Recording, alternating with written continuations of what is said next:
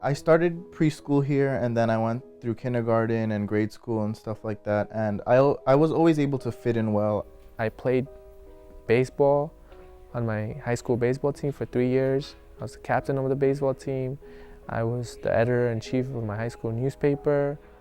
I finished high school in 4 years and I was number 6 in my class. When I got to high school, I did well on my SATs. I had about a 95 average. I graduated ninth in my class of about 650. I just graduated in this past month in December, and I did, my major was sociology and I minored in history. And then I went to a CUNY school where I got my bachelor's degree in biology. And then I went on to study for my master's degree, which I am currently working on. And my master's degree is going to be in nutrition and exercise science. Besides CUNY, I was able to get into some good schools like NYU, Stevens, Fordham. Now I'm in grad school and I'm going to graduate soon. And I hope to become a high school biology teacher. I definitely want to go for my PhD in sociology and teach at a university. Possibly one day attend medical school.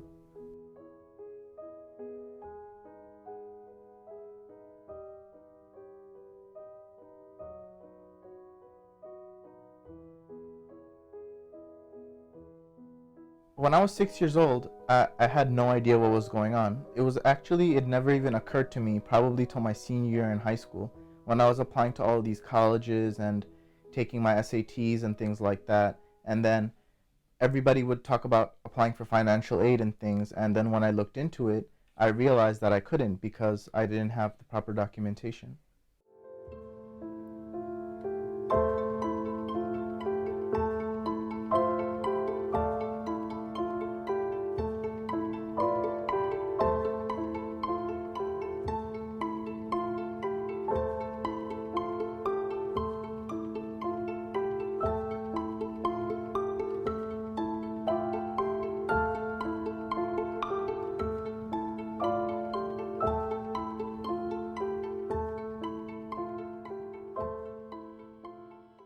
I came to this country 1994, and my parents thought that we would have better opportunities here in terms of education and lead a better life here. The economy in the Dominican Republic in the 1990s was not that great. My father lost his job, and we were at the point where it was either starving to death, not being able to go to school, or coming to New York City. I came to the United States in 1999 with my mom and my sister, and we came as tourists. But once we were here, the three of us asked my dad if we could stay, and he said yes, so we stayed. I came to this country in 1994. I was told the reason we are coming to the United States was my parents wanted to make a better living. The children had no choice in coming here. They came with their parents. They loved their parents loved them. Their parents probably came here because they wanted to give a better life to their children in the first place.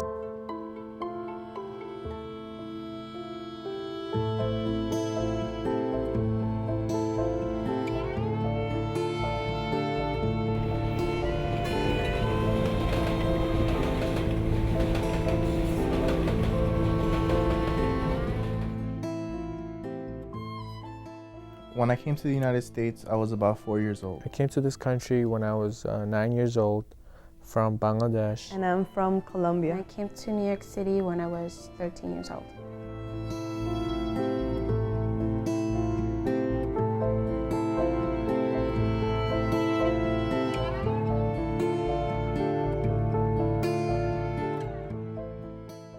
People started noticing that all of these children who came at a very young age, who were not born in the United States, but who came at a very young age, were getting kind of caught in the middle. If a person comes to the United States when they're 4 or 5 years old and their parents decide to stay here unlawfully, this child goes to school in the United States and grows up and socializes like every American kid.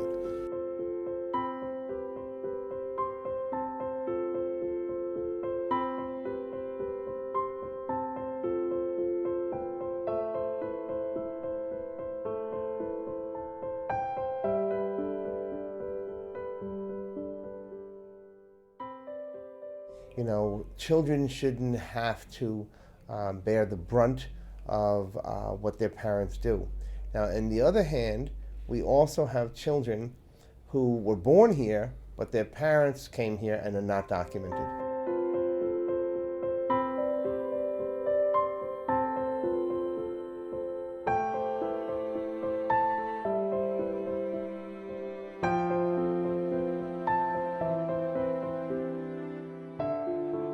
It really frustrates me when people say that, oh, it's so easy to get your papers. Well, it's not. The reality is something different. There's a lot of misinformation about immigration to the United States, and people think the process is a simple one, when in fact immigration laws in the United States are some of the most complicated laws that you'll ever see.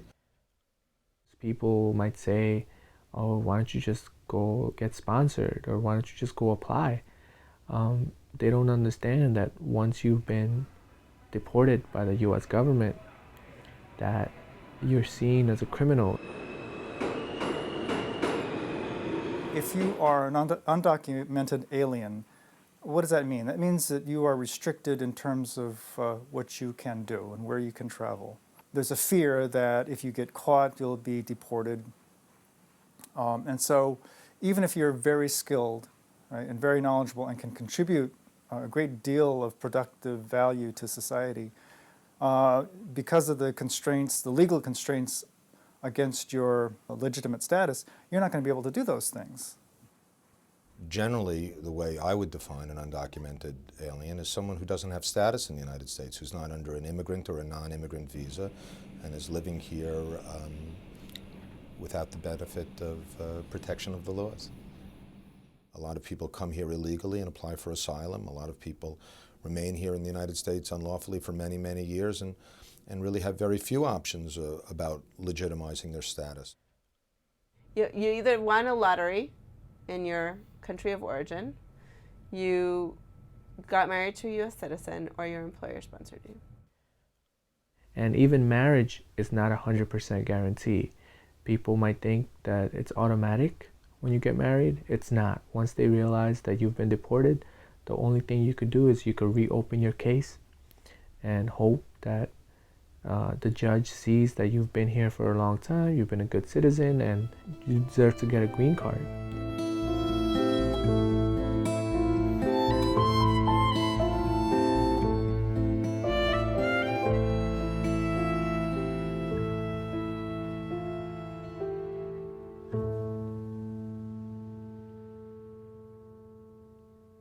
I've always heard different stories from my parents about our whole process here.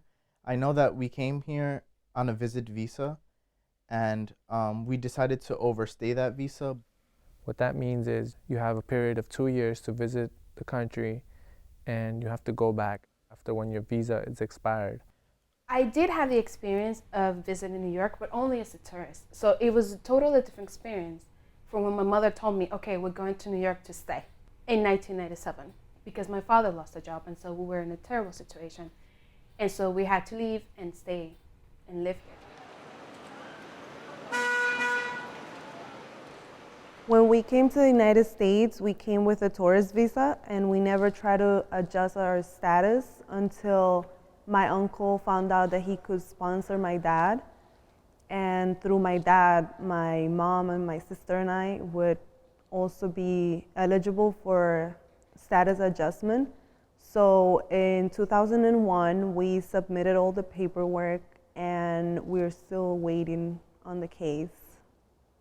Then in 5th grade, we found out that my dad had a brain tumor. So me and my mom and dad, we figured that America would have the best treatment for him. It's been almost 9 years since we submitted all the paperwork, and I actually went to see a lawyer last year to ask him what he thought about the process and everything. So he told me that because it's through my uncle, and that level of relationship takes a really long time in immigration cases to process. So he said that it will probably take between 10 and 15 years.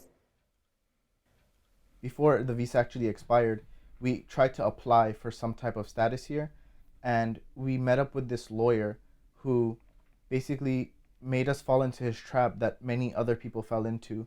And he told us to file for a political asylum.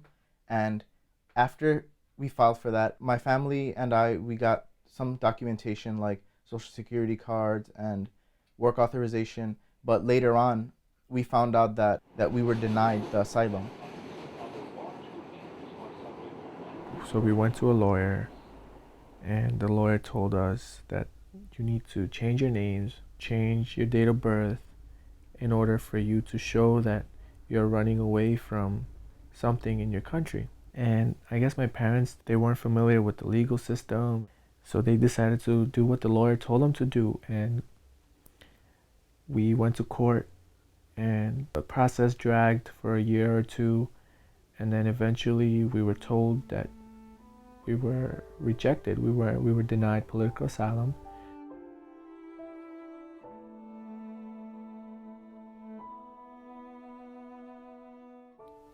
Actually, just recently found out that the lawyer that handled our case spent time in jail. We weren't the first family he told. You had to change your name, your date of birth, and you had to make up a story. For some, he even made up the story for them.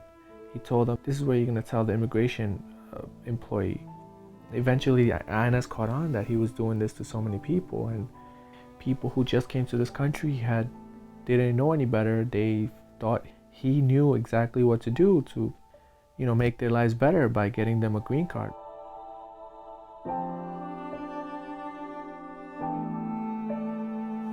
Now, a lot of people are suffering the consequences because of that lawyer. He was messing with their lives.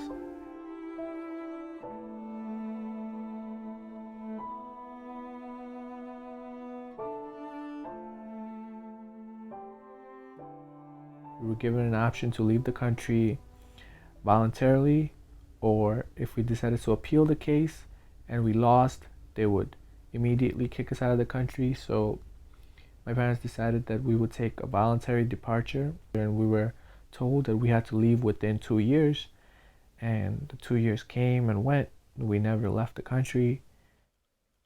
So after we were denied the case, my father already had a job here, and he felt that it's just best if we stay here in case some types of law passes or later on there's something we can do to adjust the status.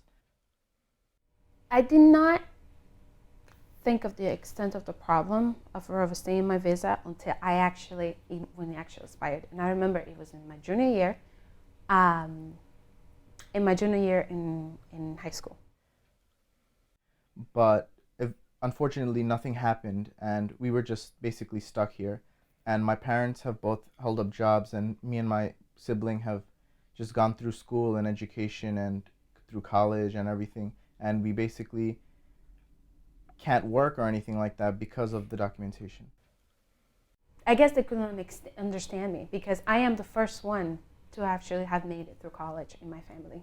So I guess they did not understand me in the aspect that they don't know what it's like to have that dream, to really have that desire, to really have that urge. And to me, it was like really a necessity to prove to my family that yes, it's possible, And as much as I was determined and passionate about it, I felt stuck. And that's a really horrible feeling to have.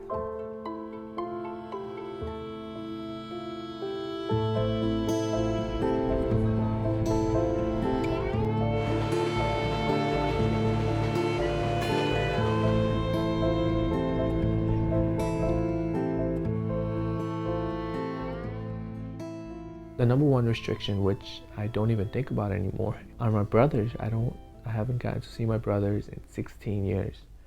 My parents haven't seen their own children in 16 years. And that's the biggest restriction, is not being able to go back.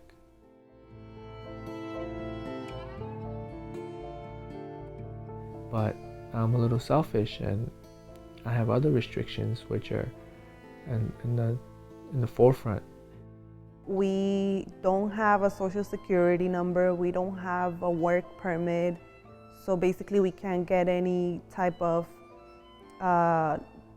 legal work. Everything has to be off the books. Also for school, we don't get financial aid. And even though I received some scholarships at first, they were taken away because I couldn't file a FAFSA form.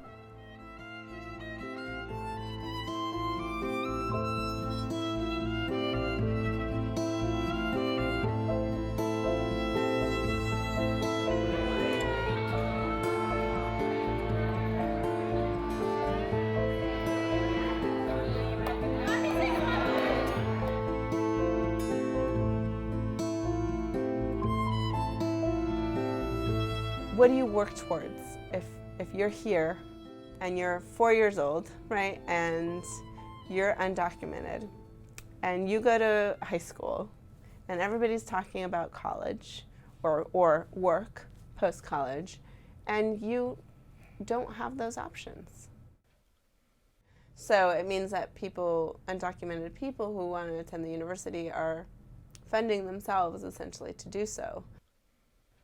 At least in New York City and in some of the states, we're able to attend college.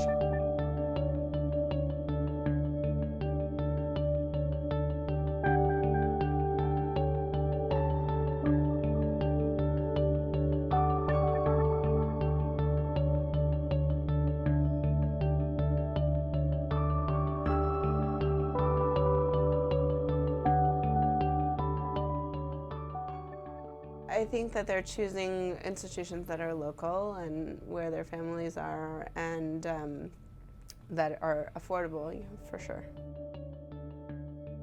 I was able to get into some pretty good schools, but unfortunately I wasn't able to attend them because of the prices of these schools. Some of these schools cost like $30,000 to $45,000 a year.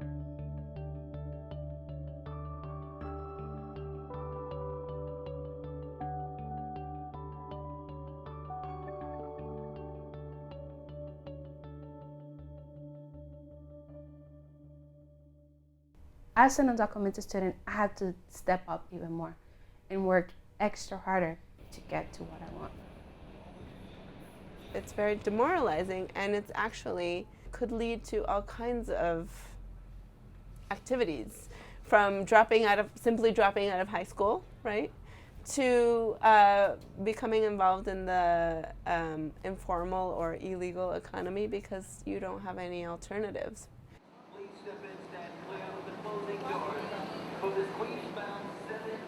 Having this threat of deportation or punishment, I think is a terrible, terrible thing, and I think it's a tragedy because it doesn't have to be the case.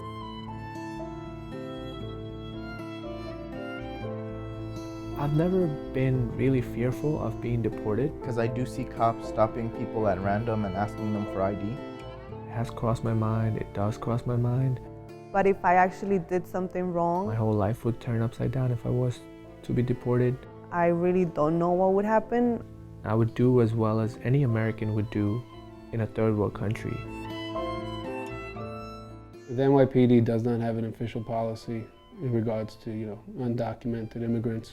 If an undocumented immigrant commits a crime or anything like that, if they have some form of valid identification, they can actually, they could receive a ticket, or if they have no type of identification or anything, then, we pretty much have to send them to court, and then it's on the court's decision on what happens.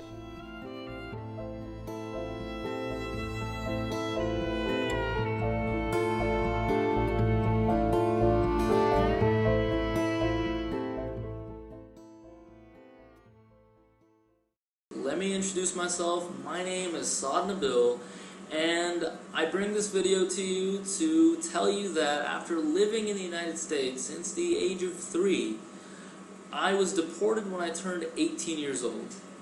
I lived a total of 15 years in the US, and I was attending the University of Texas at Arlington with a full scholarship in electrical engineering, and I was forced to leave it all behind because of immigration. Starting on November 3rd, I got a call from one of my relatives in Allen, Texas, I believe.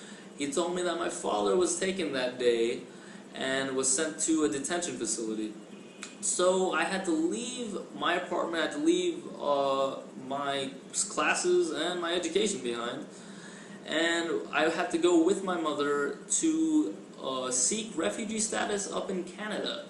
And they sent us back to U.S. immigration.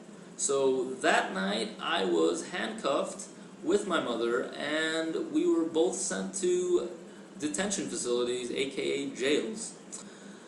I spent 42 days in jail living with 60 men. Yeah, 60 other guys in one room. So after 42 days in that one room, I was forced to sign a paper saying that I couldn't return to the US in 10 years. And the reason I was forced was because they told me if I refused to sign that I would be criminally charged. And on January 4th, I was deported to Bangladesh, a country I haven't seen since the age of 3. I have no memories at all of this place whatsoever. The only home that I know is in the United States of America. Well, here's hoping that I get to come home soon. If you guys can help me, that would be awesome. God bless.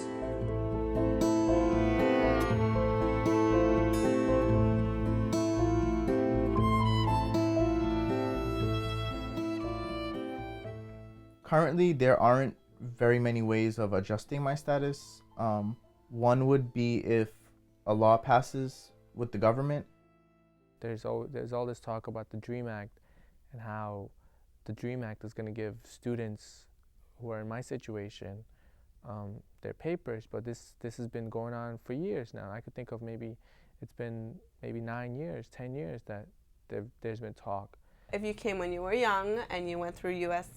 institutions and you attend a 4-year college or join the military, you can find a path to citizenship. Now, I think the DREAM Act is important. I think it's a Band-Aid. These poor kids who are here at no fault of their own, who really didn't have a choice about whether they stayed or left, are going to suffer greatly if this doesn't pass, and I certainly hope it does pass. Each of our cases, it's not equal to another. I mean, my immigration experience is totally different to another undocumented students, and so not all undocumented students are going to fit into that legislation. So that doesn't really solve the problem. We really need an immigration reform that would tackle not only undocumented students, but the families that also come here.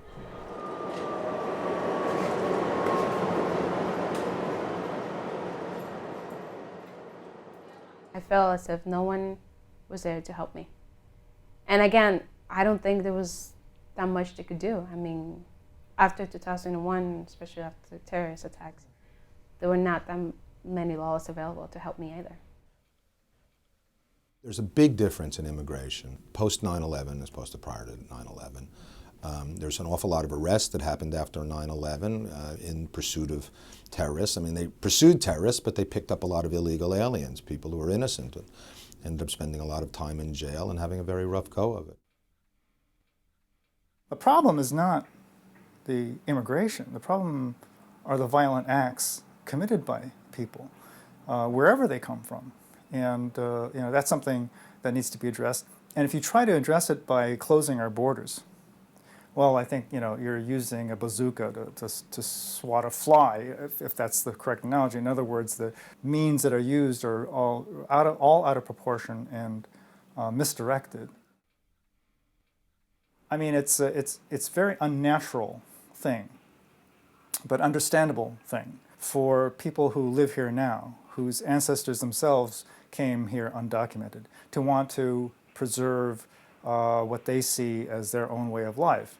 It's understandable, but that doesn't mean one has to approve of such things.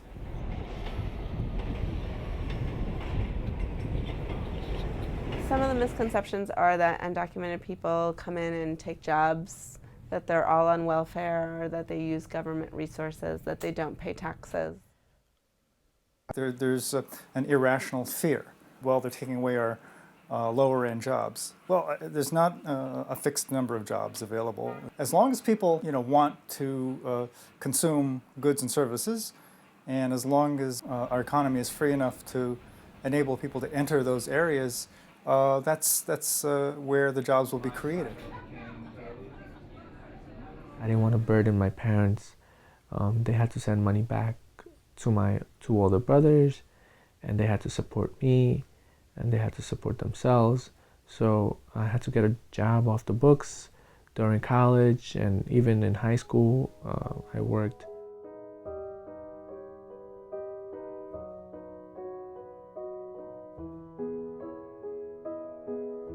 What's next for me, it's all blurry right now. Even though I have a set goal in my mind, and it's blurry because I feel as though I'm living in a glass box where everything is visible to me. I have so many possibilities. I can go to this grad school, I can go and work. There's so many different good things for me to do, and I know I can do it. Yet, it feels as though I can't get out. Once I graduate from CUNY, I'm not quite certain about what I'll do. It really depends on my status.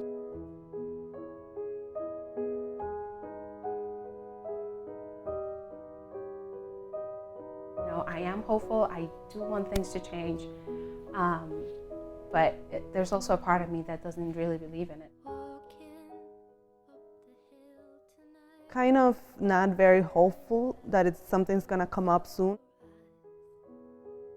You have to have hope in order for you to go on every day, wake up every day, and do the things that people do. I have many dreams that I want to accomplish, and I have a lot to give to the American society. I want to pursue a career that not many people want to pursue, and I'm very passionate about it. So I believe that I really deserve to be able to get a job and move on with my life legally. I have encountered many undocumented students who I guess are not, I'm not going to say courageous, because I think they are courageous just from the fact that they do what they can every day, but who are afraid of even telling their story. And I think that the more we tell our stories, the more society and the world would understand us, and I guess the more likely Congress will eventually pass legislation that will help all of us.